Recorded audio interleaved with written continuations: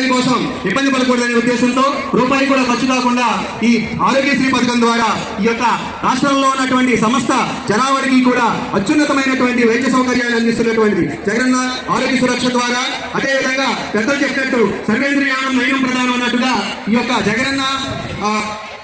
ఆరోగ్యశ్రీ ద్వారా కంటికి సంబంధించినటువంటి అనేక రకాలైనటువంటి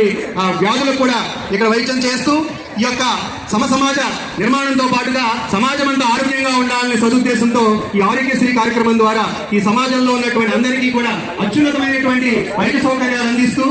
ఒక దేశం ఒక రాష్ట్రం బాగుండాలంటే మానవ వనరులు బాగుండాలి. ఆ మానవ వనరులు అంటే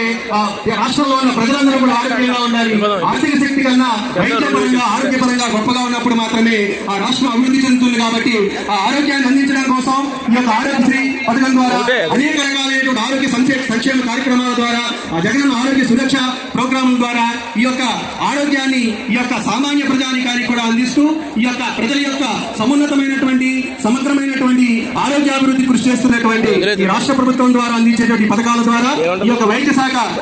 రాష్ట్ర ప్రజలందరికీ చేస్తున్నటువంటి సేవ కొనియాడదగినట్టు తెలియజేస్తూ ఈ యొక్క గణతంత్ర దినోత్సవం సందర్భంగా వారికి కూడా ఈ ప్రభుత్వం ద్వారా ఈ ప్రజల ద్వారా ధన్యవాదాలు తెలియజేసుకుంటూ, అలాగే 108, 104 పథకాల ద్వారా ఎక్కడైతే ఆపద కలుగుతుందో నేనున్నాను అంటూ 108 టైం చేయగానే మన ముందుకు వచ్చి ఆపదలో ఉన్నటువంటి వాళ్ళని ఆపదలను కూడా ముందుకు సంపన్నులకే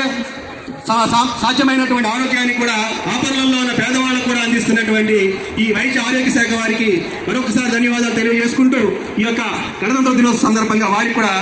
ధన్యవాదాలు తెలియజేస్తున్నాం. ఇప్పుడు మన ముందుకు వస్తున్నారు రెవెన్యూ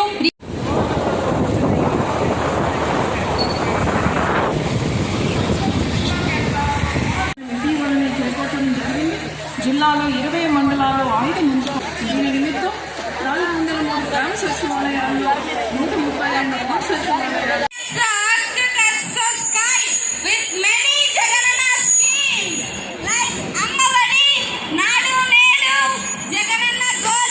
తదుపరి